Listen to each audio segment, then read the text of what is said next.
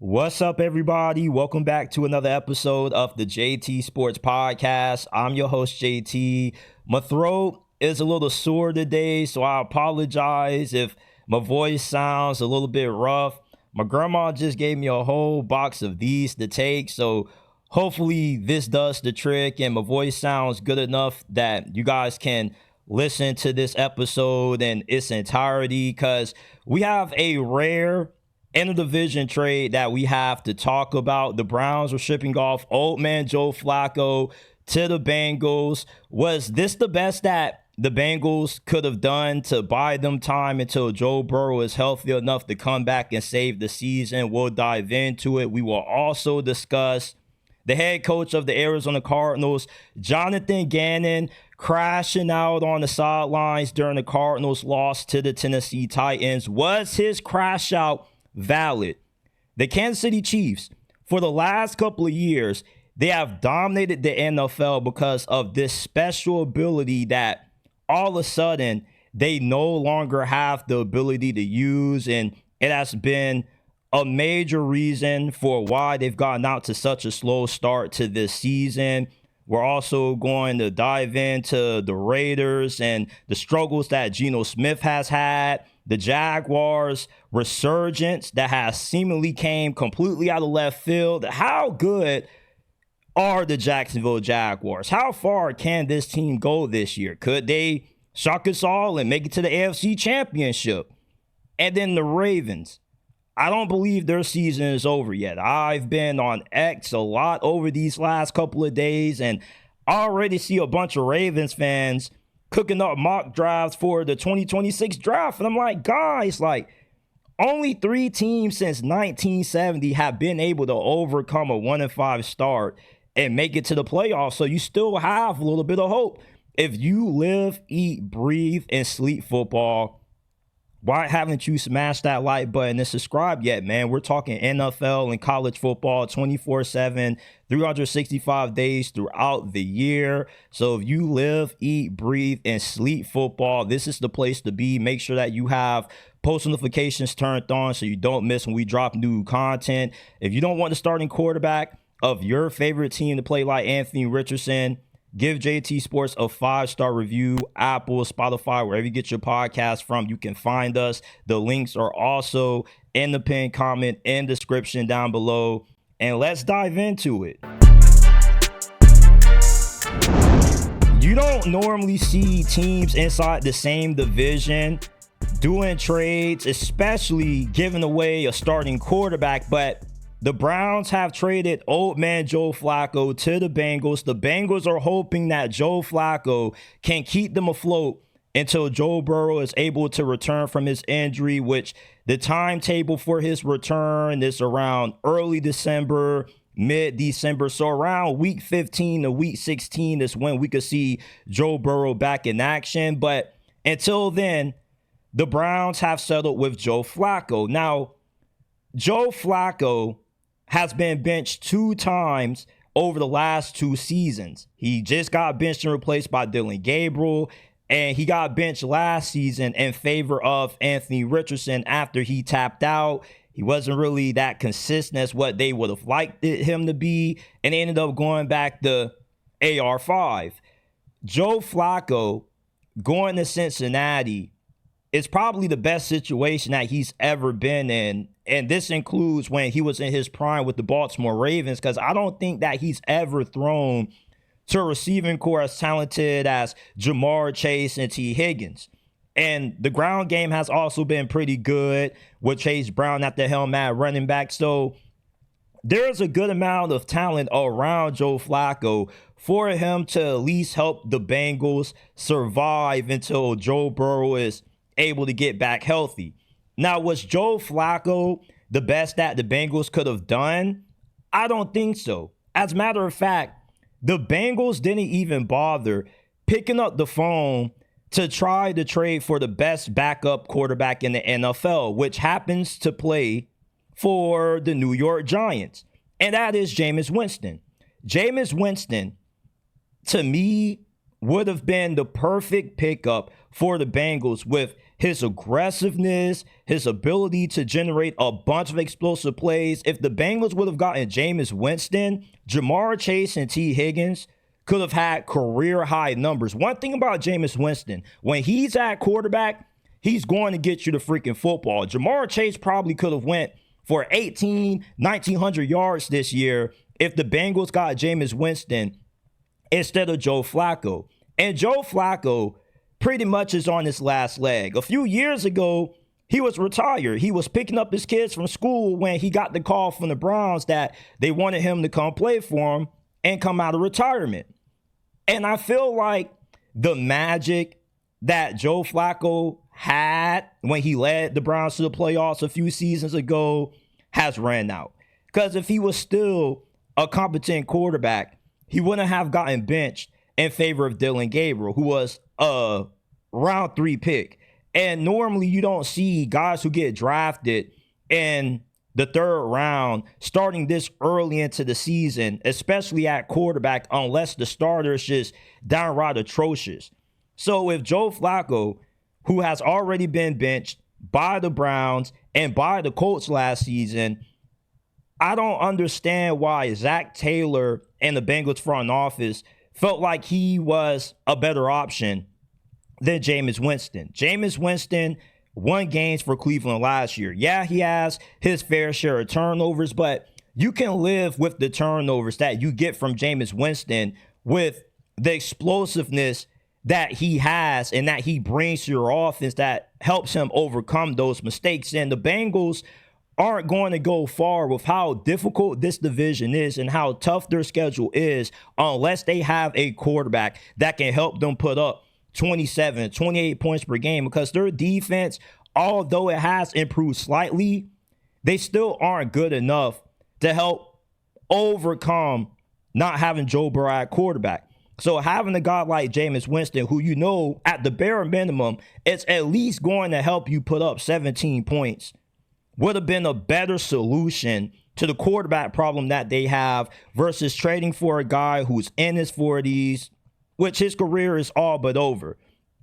I feel like the Bengals getting Joe Flacco instead of getting Jameis Winston is a move that we're going to look back upon at the end of this season and say, yeah, that's a mistake that kept the Cincinnati Bengals out of the playoffs, because the Bengals are still a playoff caliber football team, although their roster isn't that good. When you have one of the best receiving corps in the league, as long as you have a quarterback that's able to get them the football, in most occasions you're going to be in a handful of amount of games that you play.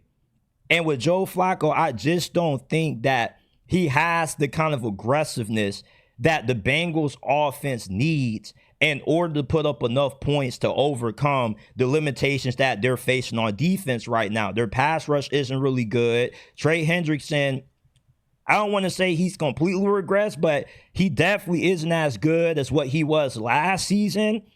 So I feel like this trade for Joe Flacco was the wrong decision by Cincy. You should have went ahead and got Jameis Winston. He is the best backup quarterback available right now. He would have given you instant offense, and you would have had a guy that, in spite of the turnovers, you know can at least generate you 20 points in the majority of games that you play. And I don't think that the Browns would have traded Joe Flacco if they didn't feel like he wouldn't have been a threat to anybody else. If a team is willing to trade a player to you inside the same division that you play in, it's a sign that that guy isn't really good. Because imagine if Joe Flacco actually was good. I doubt the Browns would have wanted to see him in the same division, knowing that they played the Bengals twice this year. If you don't want the starting quarterback for your favorite football team to play like Anthony Richardson, give JT Sports a 5-star review. Apple, Spotify, wherever you get your podcast from, JT Sports is available. The links are down in the description and pinned comment below. Jonathan Gannon, the head coach of the Arizona Cardinals, completely crashed out on the sidelines on running back Emari Demercado for the costly fumble that he had that would have put the Cardinals up 27-6 on the Tennessee Titans, but he ends up tossing the football before he crosses the goal line. And this play is what got Tennessee back into the game and eventually got them to win. And after this play happened, Jonathan Gannon completely lost. I mean, he absolutely ripped into Emari Demercado. And look, I feel like Jonathan Gannon's crash out on Emari Demercado was completely valid. Listen, jobs are on the line. It's one thing to have the ball punched out from you on the one. It's another thing to have an easy touchdown that you completely give away due to a moronic decision. From Pee Wee football all the way to the pros, what do coaches always scream at you during every practice? Run through the line. Finish. Don't give up until the whistle is blown. You're supposed to play through the whistle. Emari Demercado didn't do that, and he costed the Arizona Cardinals. So when you have a head coach who's on the hot seat with a bunch of assistants whose livelihoods are on the line, you can't make idiotic decisions like that. Now, when you're in the moment, you don't really think about that because all you see is the end zone. So you're just thinking about how you're going to celebrate. And you forget that you got to finish the play. And we've seen this very frequently in the NFL. We saw it last year out of Jonathan Taylor. He's throwing the ball away before he crosses the plane. I don't know why it's so hard for players to wait to get rid of the football after they cross the white line. As a matter of fact, crossing the end zone is enough. You shouldn't be getting rid of the football until you get to the back of the end zone after you score, just to be safe. Jonathan Gannon was right to crash out on him. I'll be pissed too, man. Like, you know I'm on the hot seat. You know we have to win this season. So for you to cost a team like that is justified to get cursed out the way that Emari Demercado did by Jonathan Gannon. And for the folks that are saying that Jonathan Gannon was out of line, he should have handled this in the locker room, not in front of everybody, man, have you ever played football before? Because I've had high school coaches who have done a lot worse to me, and I've said a lot worse to me. Football is an emotional sport.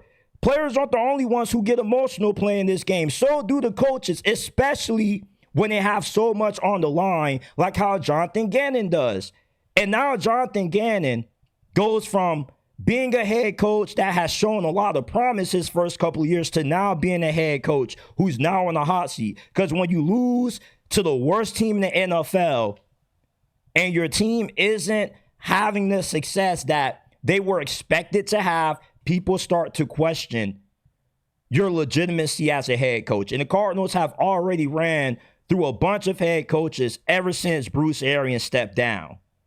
And now it looks like Jonathan Gannon is going to be the next Arizona head coach to get the pink slip due to not being able to get this team to the postseason. And I'm not going to completely excuse Jonathan Gannon for Emari Demercado's mistake, because if you are a well-coached football team, these kinds of plays wouldn't happen. You don't see the Chiefs having moments like this when they're about to score and the dude just completely gives up the football and gives the other team an opportunity to get back into the game. Well-coached football teams don't have these kinds of mistakes. And practice, you should be going over these. You should always be reminding your players to play through the whistle.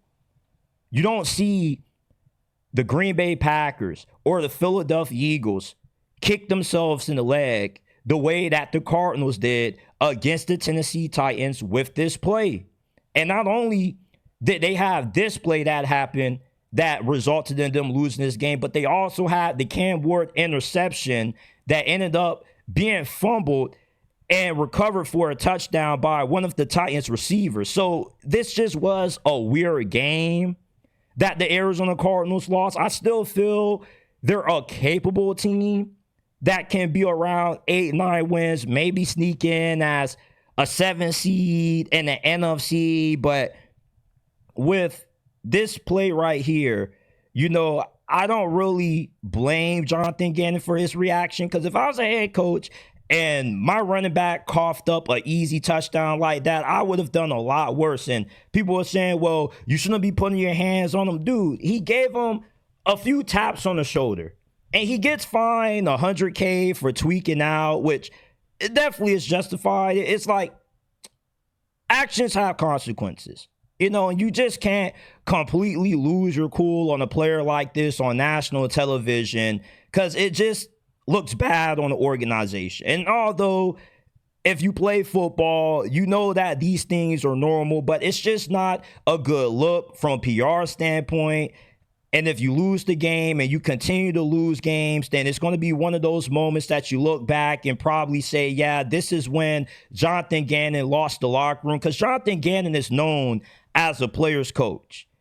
And when you start having moments like this, when you kind of lose your composure, guys start to lose a little bit of respect for you. And with the way that Jonathan Gannon came at Amari DeMarcado, although I feel like it was valid for him to crash out on him, because, I mean, dude, like, what the fuck? Like, hold on to the doggone football, man.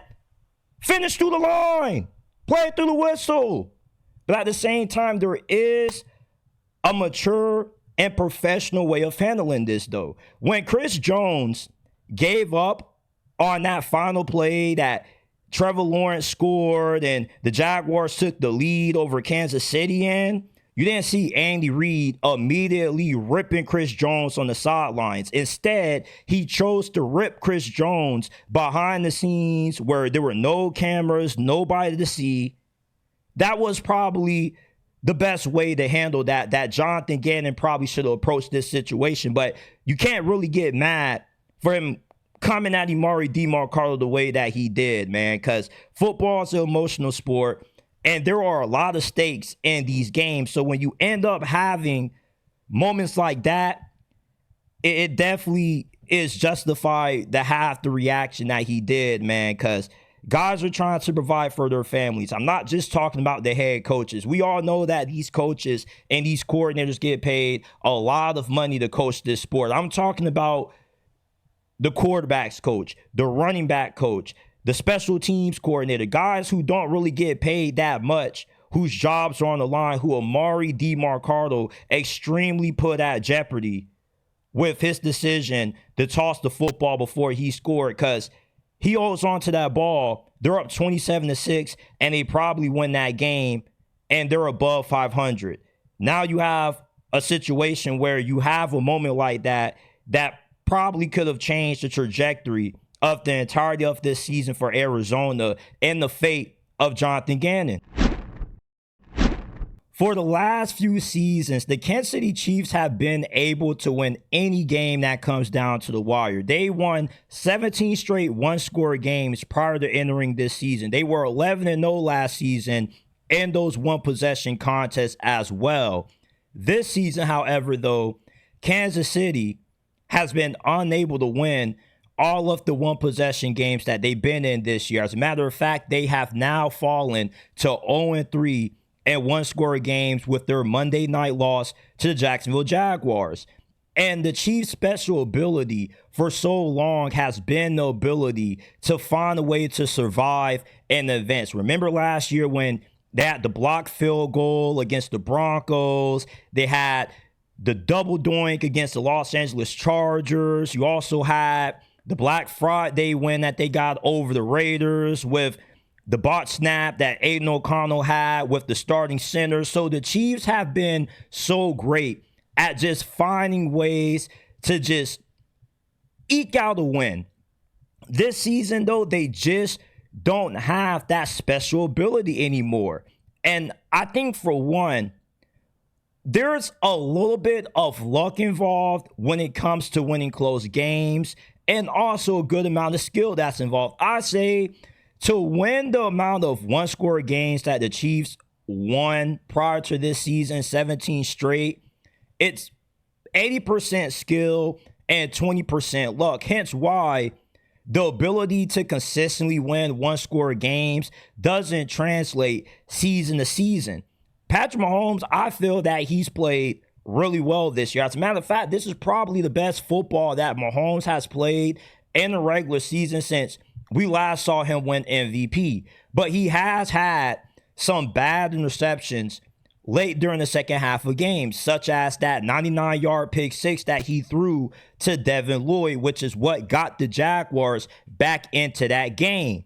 And the Chiefs defense, although still very good, they don't have the ability to get off the field and get the ball back to Mahomes late during the final closing minutes of games. When they played the Philadelphia Eagles, the Eagles were able to run the rest of the clock off, and they didn't give Mahomes the opportunity to get the ball back. Same thing happened week 1 against the Los Angeles Chargers. This is a defense that just doesn't have the ability to close out a game and give Mahomes one last opportunity to win it.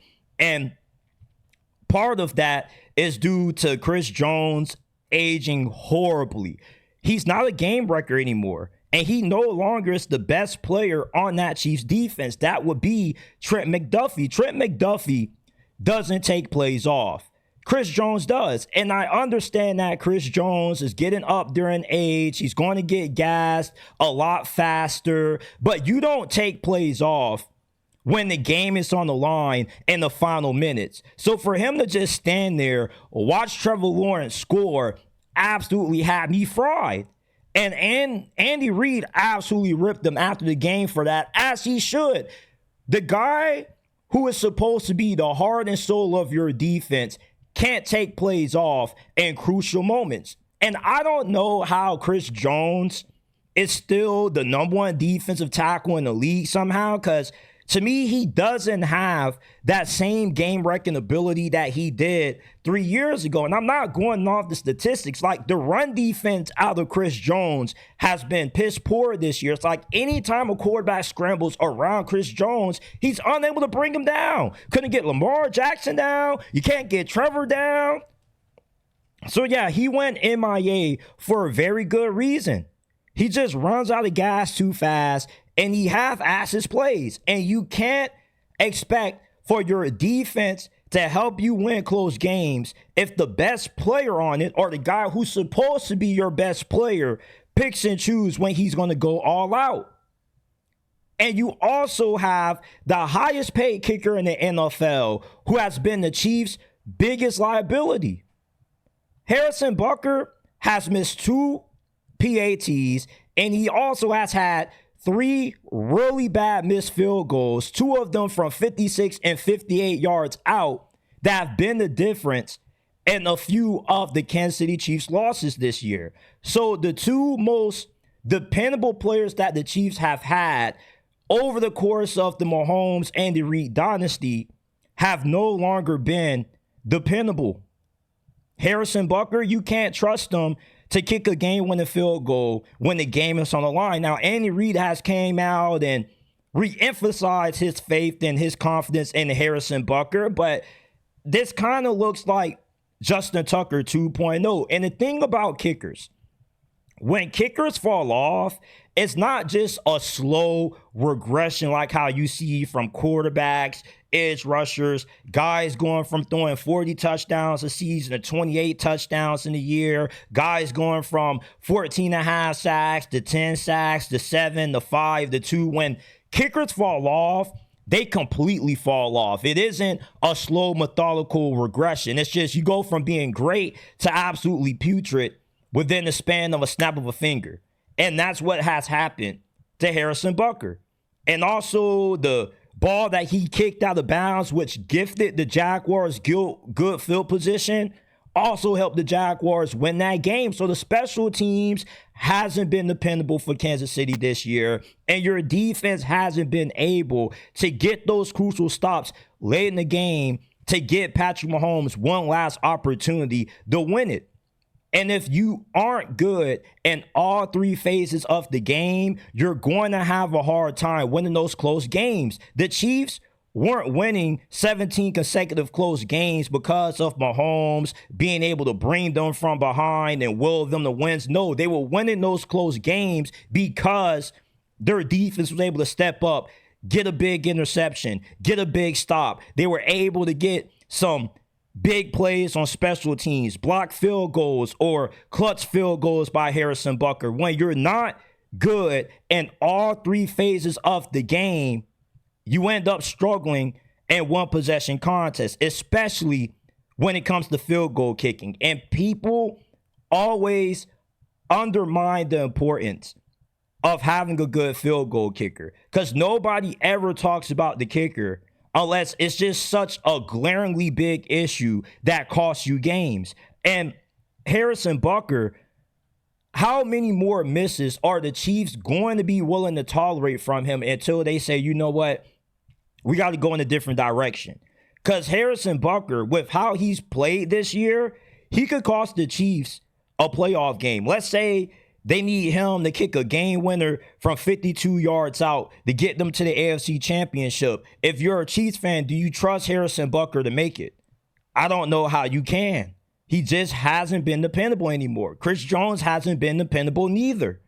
So when two of the most underrated, well, I won't say most underrated, I'll say Harrison Butker probably was an underrated piece to this dynasty, but when two of the most crucial pieces of what has made the Chiefs such a powerhouse over this past decade are now starting to decline, you're going to have to find other ways to win these games. And I still think that the Chiefs are struggling to find ways to close out games other than how they've been accustomed to closing out games over these past two seasons, which is why before this season started, I said that the Chiefs were not going to win the AFC West. The AFC West is so talented now with the amount of good teams that we have with the Chargers and the Broncos that if you're not good in all three phases, you're going to lose more one-possession games than what you've had in years past. And we are starting to see the Kansas City Chiefs slip.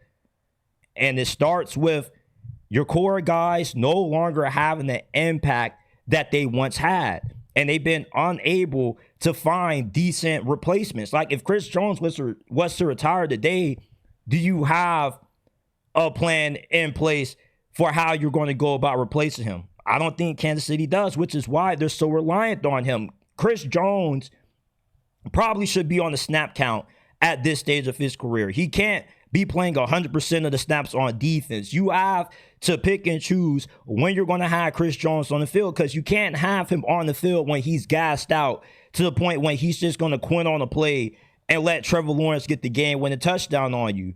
That's not a championship caliber football team. If you ever get bored during the middle of the day and you're trying to talk some football, join the JT Sports Discord server, man. Link is down in the description and pinned comment below. We're trying to talk some ball with you, man. We want to hear from you. Go ahead and join the JT Sports Discord server. All the links are in the description and pinned comment section below. Geno Smith's resurrection arc is one of the best redemption stories in NFL history because it was a redemption story that nobody saw coming. When Geno Smith first came into the league with the Jets, he didn't look good at all. And then he bounces around on a few teams as a backup quarterback. And then the Seahawks trade away Russell Wilson. And they finally give Geno Smith the opportunity to prove himself as a starting quarterback again in a good situation, and Geno Smith ran with the opportunity, and he didn't write back. Now, at the tail end of last season, you started to see the Geno Smith feel-good story start to reach the end. It was in its final chapters, which is why the Seahawks made a decision to trade Geno Smith to the Raiders and replace him with Sam Darnold, and that was a genius move on the behalf of the Seahawks because they had a good understanding that it was the right time to move on from Geno because the feel-good story was starting to reach its climax. And now the Raiders, who came into this year not really expecting to be a playoff team, but you were expecting to be competitive. When you have an old head coach in Pete Carroll, you expect for the team to be much more competitive than what they've been up to this point because the Raiders have lost their last few games by 2 possessions or more. They haven't been competitive at all. And Pete Carroll, the allure with him was that, yeah, he's old. Yeah, he isn't going to be able to get the Raiders to the Super Bowl, but he will be able to make you a respectable football team. When you play the Raiders, you could expect the fight. They weren't going to be an easy win. And that hasn't been the case this year. If anything, the Raiders look just as bad, if not worser, than what they did last season under Antonio Pierce. And that's mainly because Geno Smith has been running back this year. He has had 3 games with 2 interceptions or more, and he leads the NFL with 9 INTs. And those 9 interceptions have turned into 44 points that teams have scored, capitalizing off Geno Smith's reckless play. And you can't be a turnover machine when you have a defensive-minded head coach and you also have a poor defense. You don't do your defense, which has already been struggling, any justice, any favors when you're turning the football over like you're one of Santa's helpers. When you play Geno Smith, Christmas comes early for you, whoever you are on defense, because you know that Geno Smith is going to give you a few gifts that you're going to be able to capitalize and turn into points off of.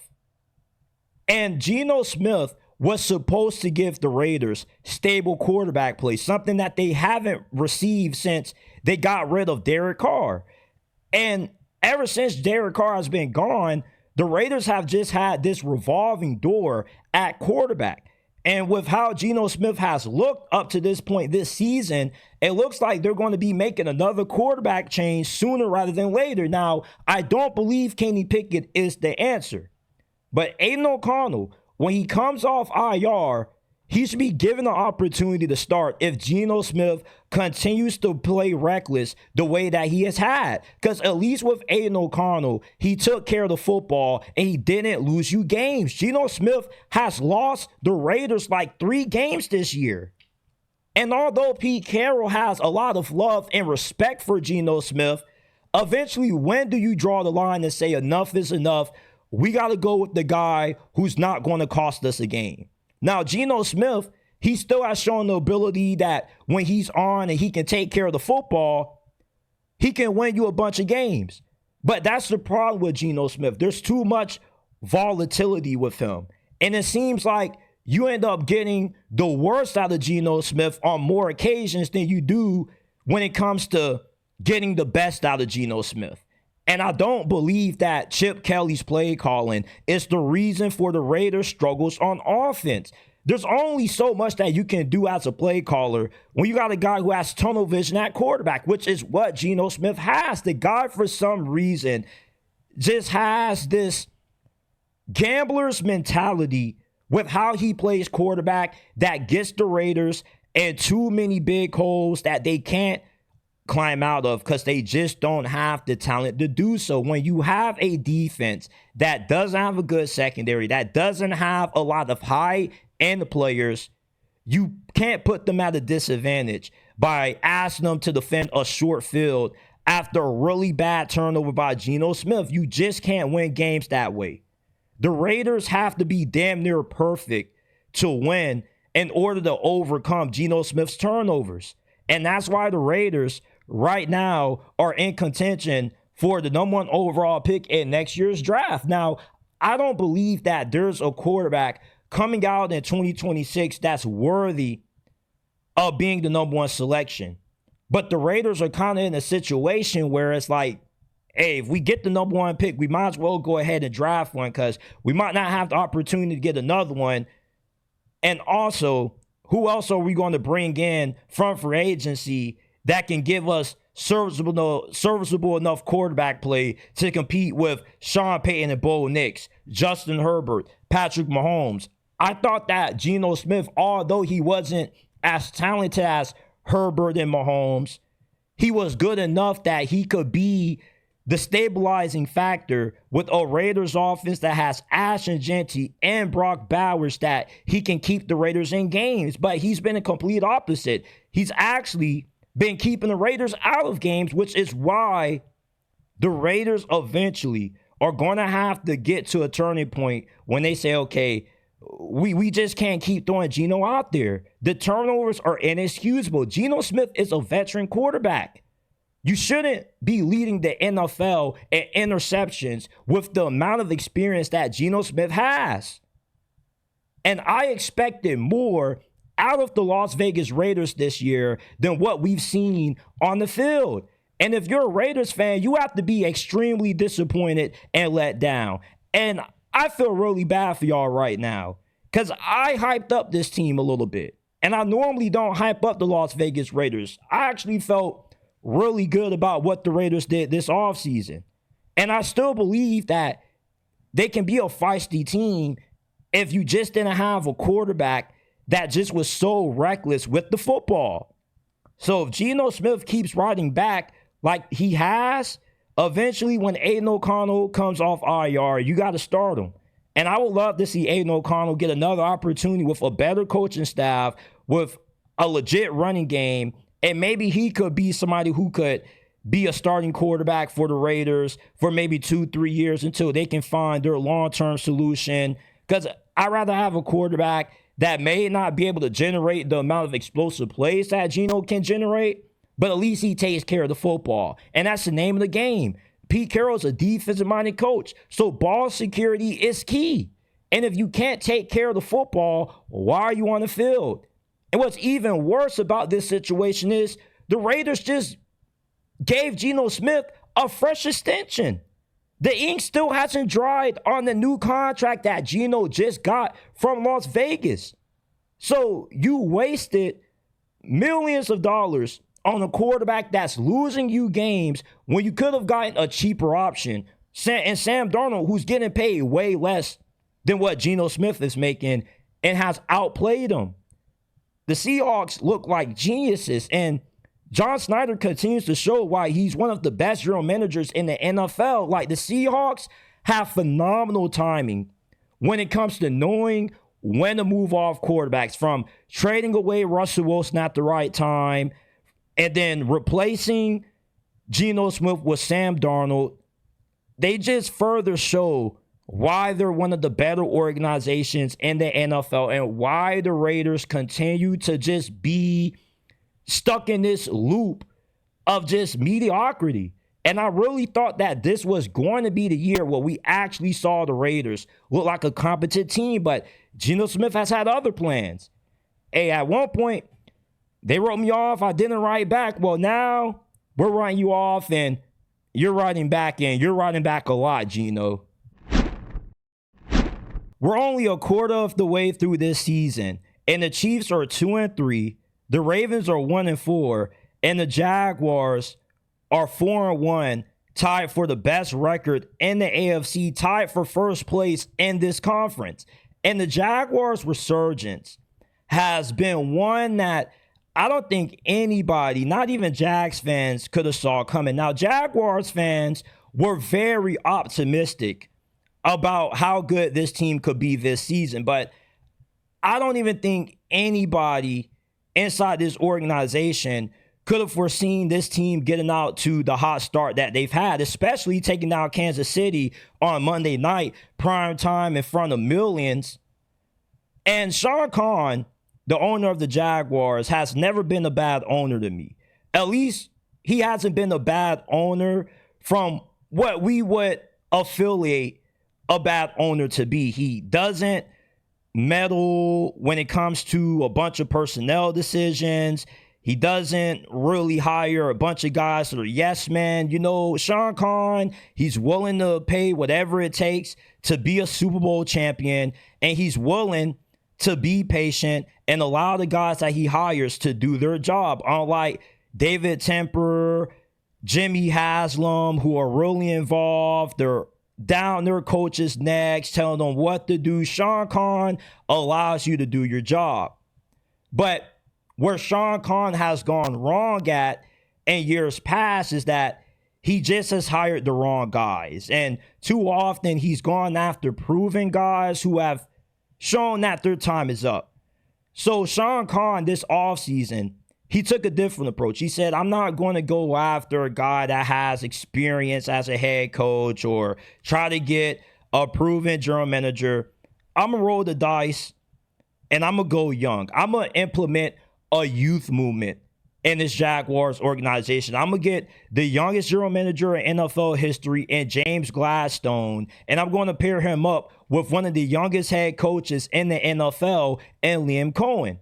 And it looks like this risk has paid off handsomely for Sean Khan, because now the Jaguars have a modern and aggressive approach as compared to the traditional approach that guys like Trent Baalke, Doug Peterson, Doug Moreau had, along with Tom Coughlin, when it came to rebuilding and revitalizing the Jacksonville Jaguars. It also helps that they made Tony Baselli, the greatest Jaguar player ever, vice president of football operations. So he can kind of close the gap between the youth that Liam Cohen and James Gladstone have and be able to find a way to make it all mix with the other guys that they have that have a little bit of seasoning in the NFL, that have a little bit more experience and a little bit of a better understanding of the game than what guys like James Gladstone, Liam Cohen have, with them being so young. So the Jaguars have a front office and a coaching staff that for the first time in forever is perfectly aligned. And it all starts from the top.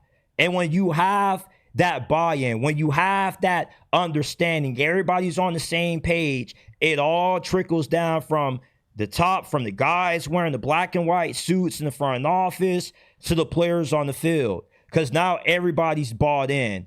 Everybody's on the same page. The Jaguars have never had this kind of camaraderie before. And that's why you're starting to see the Jaguars look like a really good team this year. Liam Cohen, I don't know how you can't say he's the runaway front runner for Coach of the Year. Nobody expected the Jaguars to be 4-1 at this point. Nobody thought that the Jaguars were even going to be a factor in their division this year. More people were higher on Daniel Jones and the Colts than they were Trevor Lawrence, Liam Cohen, and the Jaguars. How about Travis Etienne? It's funny how Travis Etienne was viewed as damaged goods, how the Jaguars needed to trade him away, and all of a sudden, Liam Cohen gets his hands on Travis Etienne, and he's having the best season of his career. He's averaging 5.8 yards per carry, something that he hasn't done since his rookie season 4 years ago, and he's top 5 in rushing yards per game. And how about Liam Cohen finding ways to win games in spite of Trevor Lawrence still being a little bit inconsistent and trying to get comfortable in this offense? And I was a huge fan of Liam Cohen when he was at the Tampa Bay Buccaneers as their offensive coordinator, because I watched him a lot when he was the offensive coordinator of Kentucky that year that Will Levis had that breakout season for the Wildcats, and it ultimately got Will Levis a little bit of first-round buzz. Now, he ended up falling to the second round, but Will Levis got the kind of looks that he did from the draft community thanks to the play calling of Liam Cohen. So if you can elevate Will Levis and make him look like a potential first, second round kind of prospect, and then you can elevate the Buccaneers offense, because before Liam Cohen was the Buccaneers offensive coordinator, the Carolina Panthers head coach, Dave Canales, was their OC. And yeah, Baker Mayfield had one of the best seasons of his career under Dave Canales. The downfall with Dave Canales that the Buccaneers offense suffered with him calling plays was that the ground game was non-existent. So Liam Cohen comes in, and the Buccaneers all of a sudden are able to be balanced. Not just having a great pass attack, but also one of the best rushing offenses in the NFL. And he has brought that to the Jaguars. The Jaguars' ground game for the past 2 years has been really awful. It's been really inconsistent. And now that you have the ability to run the football, you take a lot of the burden off of Trevor Lawrence. Because for Trevor Lawrence, ever since he's got drafted to Jacksonville, it's been, hey, we're going to put everything on your shoulder, Trevor. We need you to live up to being the generational talent that you are hyped up to be coming out of Clemson. And although Trevor Lawrence still has some ways to go until he's able to reach his potential, one way that you can help ease him into a new system and help him grow and develop is by not asking him to have to win games. You see, Trevor Lawrence is a really streaky player. And when you're a streaky player, sometimes it takes a while for you to ease into a game if you get a slow start. So Liam Cohen has done a great job of being able to reel Trevor Lawrence in and say, hey, Trevor, we're not going to put this game all on you. We're going to give you a ground game, and we're also going to give you a defense that's really good at forcing takeaways. The Jaguars defensive coordinator, Anthony Campanelli, without a doubt, is one of the best staff hires that anybody made, because the Jaguars are top 10 in points per game, and they also are top 10 in points per game scored on offense. So when you have a team that has a top 10 offense and a top 10 defense, you're a really tough team to beat. And Devin Lloyd, he has been really impressive this year. Devin Lloyd, during the offseason, had his fifth-year option declined. He's going to be a free agent after this year. And so far, Devin Lloyd has looked like the defensive player of the year. He leads the NFL in interceptions with 4. As a linebacker, you don't see linebackers leading the NFL in interceptions that often. He's been the third highest graded linebacker in the league by Pro Football Focus. And he recently won Defensive Player of the Month. And with this being a contract year, the way that Devin Lloyd has been balling out, this brother's going to be breaking the bank in the offseason. The Jaguars are going to have to be backing up like 2-3 Brinks trucks to Devin Lloyd's house with the way that he's played. And they just traded Tyson Campbell for Greg Newsome, which I think was a pretty good deal. I don't think Tyson Campbell is bad, but he was stuck between being average and slightly above average, and bringing in Greg Newsome, a former first-round pick who has shown the ability to play high-level football, but injuries have kind of plagued them and inconsistency has plagued them. But I think in this system, with the defensive coordinator that the Jaguars have, Greg Newsome could end up being a really huge upgrade from Tyson Campbell. And the secondary for Jacksonville, in spite of the inconsistent play that they've gotten out of Tyson Campbell, has still been really good. So if you can get competent corner play out of Greg Newsome, you feel really good about how this defense is going to look throughout the entirety of this season, because maybe the Jaguars defense looks good right now because they haven't played a lot of great offenses, and maybe that changes when they have to play the Seahawks and the Rams coming up. But the Jaguars right now, they don't look like one of those teams that starts out fast and then after Thanksgiving, they end up finishing the season off very poorly, like how you see a bunch of teams do. I think that the success that the Jaguars have or have had right now is sustainable. And eventually when this season ends, they're going to be in the playoffs. And I think the ceiling for the Jaguars is possibly they win 13, 14 games. They win the 1 seed in the AFC. They get themselves a first-round playoff bye. Or you end up having a home field playoff game. Because right now, I would pick the Jaguars to win the AFC South over the Indianapolis Colts because they have a top 10 offense and a top 10 defense. And when Trevor Lawrence is at his best, he has a higher ceiling than what Daniel Jones has. And I don't think that we have seen the best of Trevor Lawrence yet in this Liam Cohen offense. I think once we get to the second half of this season, that's really when we're about to see Trevor Lawrence hit his stride. And that's when he's going to start playing his best football. He's looked way more comfortable throwing the football inside the pocket than what he has in years past under Urban Meyer and Doug Peterson. He still has the turnover issues, but you can live with some of Trevor Lawrence's turnovers because some of his turnovers, I feel, aren't really always on him. I feel like sometimes you have a ball that slips through a receiver's hands that gets picked off or some miscommunication. The Jaguars right now look very legit. And I love the hiring of Liam Cohen. I said before the season started, even if the Jaguars don't make it to the playoffs, Liam Cohen was going to be a great hire.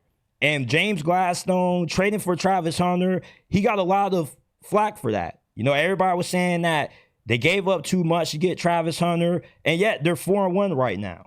So everybody that was saying that the Jaguars made a bad decision trading up for Travis Hunter, you got to eat that crow because the Jaguars are winning right now. Travis Hunter has been a part of that, and his role is going to continue to increase as we progress throughout this season. We are going to see Travis Hunter play both ways. It just seems as if it's more of a week-to-week basis how the Jaguars intend on playing Travis Hunter. Some weeks they may feel like they need him more on defense. Some weeks they may feel like they need him more on offense. And some weeks they may feel like, hell, we need him to play both ways. Like against Kansas City, they had him lining up guarding Travis Kelce. He actually made a few good plays on Travis Kelce.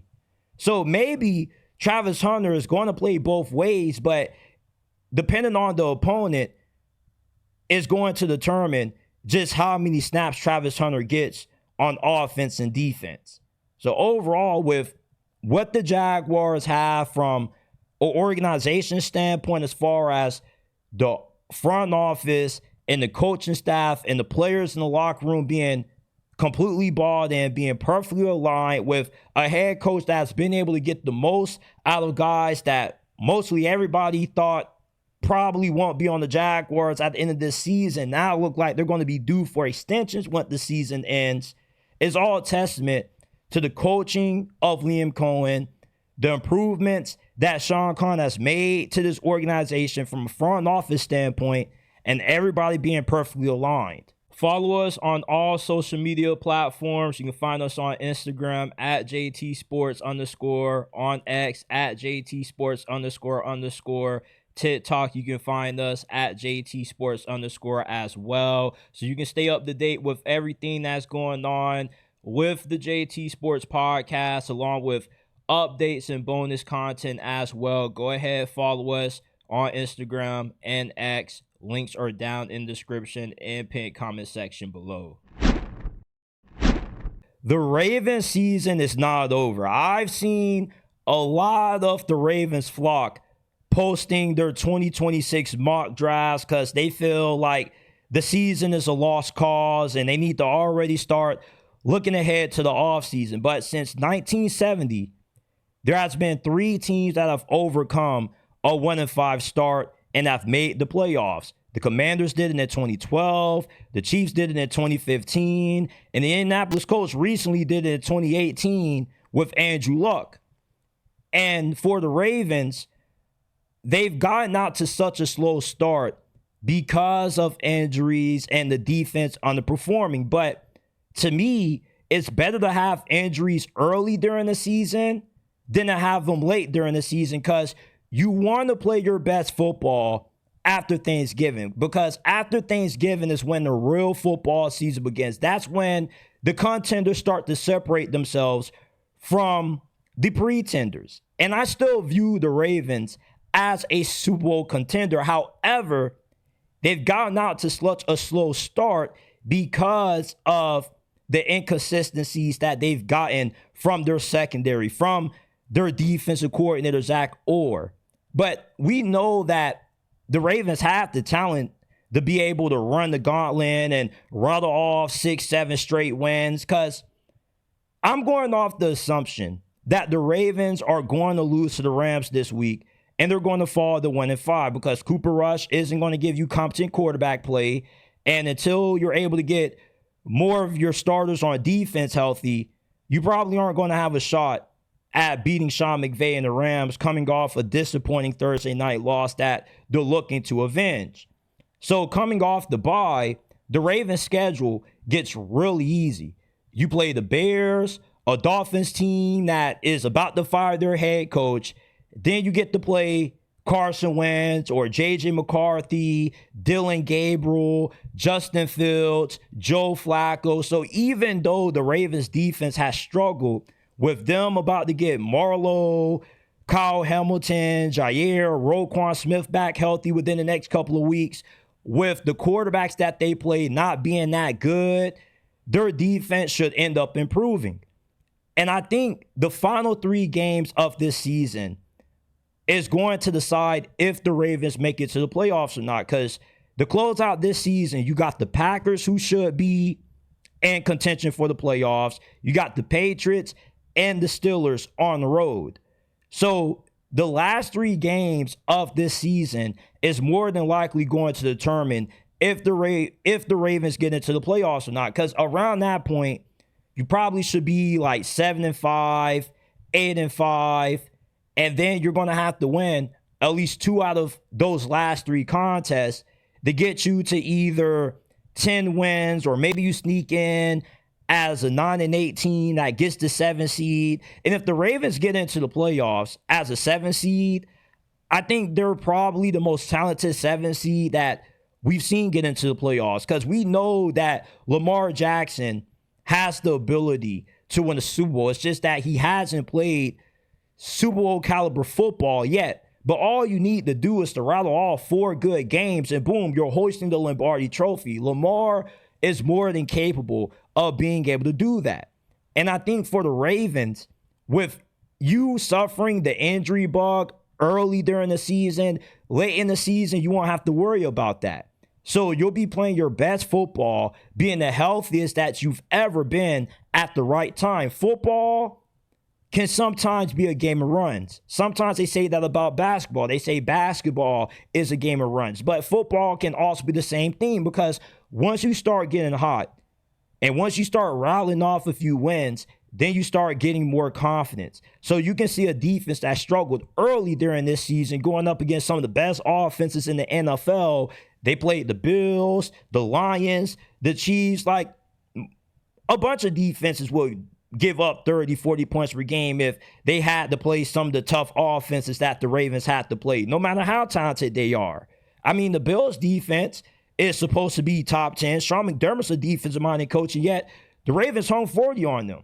So their defense has just as many concerns as what the Ravens do. But the only reason why we're not bringing up the struggles of the Bills' defense is because they're not 1-4, about to be 1-5.